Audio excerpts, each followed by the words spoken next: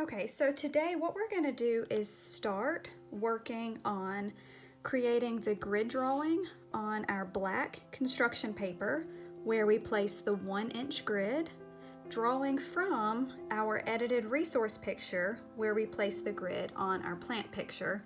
So we're going to break this up over the course of several days because for this, accuracy is very important. So I want you to make sure that you take your time and that you do it extremely carefully, making sure that the drawing is very, very accurate to the grid. I like to have my picture pulled up on a screen that I can sit down flat right next to my drawing. That's going to be very, very important.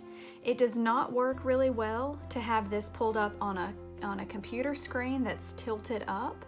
It makes it a lot harder for you to visually draw accurate comparisons if you're having to look up at a computer screen and then back down at your picture. So I recommend you have it opened up on your cell phone or a tablet, something that you can lay down flat right beside where you work.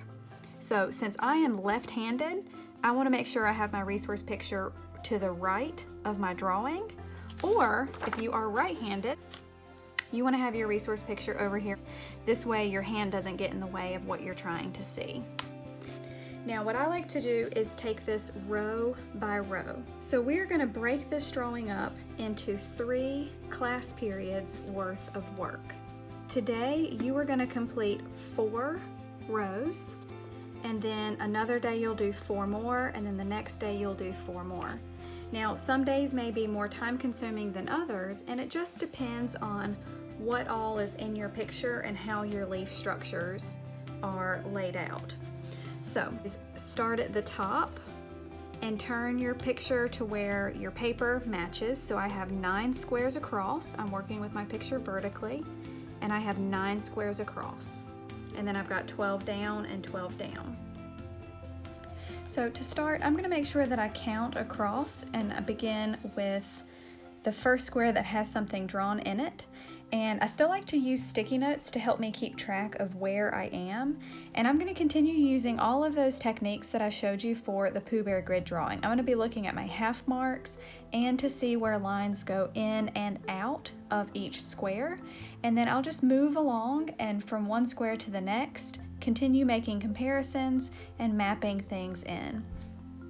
And as you work, you really want to make sure that you capture the specificity and the details of each little square, really capturing the subtle curves and twists and bends to help really get the characteristic and the quality of the drawing. This is going to make it look much more unique and special if you're looking at those individual subtle little details. So just go row by row and slowly start blocking those in and make any adjustments as you need. It's not going to be necessarily drawn perfectly the first time, so leave some room for you to erase and adjust and shift and move things. That's okay, because that's all part of the learning process. And just as you go, I drop down from one row to the next and continue through, looking and constantly trying to make comparisons and making sure that where a line goes into one square and then into the next and into the next, that line does look like it's a continuous, smooth flowing line. Okay, and so once you are finished with your first 4 rows for 9 across and 4 down, I've got all those blocked in, I can see my pencil marks, and then we'll be able to add in 4 more rows on another day and 4 more rows on another day, and then we'll have this whole little grid drawing finished. So today what I'd like for you to do is photograph this drawing with the first 4 rows finished, and make sure it's taken in really good light so that way I can sort of see the glare of the pencil marks on it.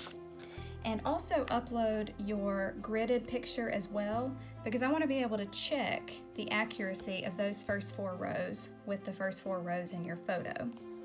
And last but not least, once you think you've got everything finished, I do think it's really helpful to zoom out on your picture and just do a quick comparison to count and make sure things are in the correct square.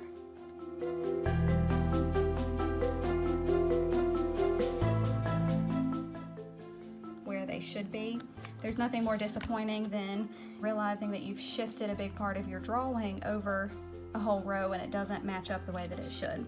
So once you're finished, just take a quick overview look at those whole first 4 rows.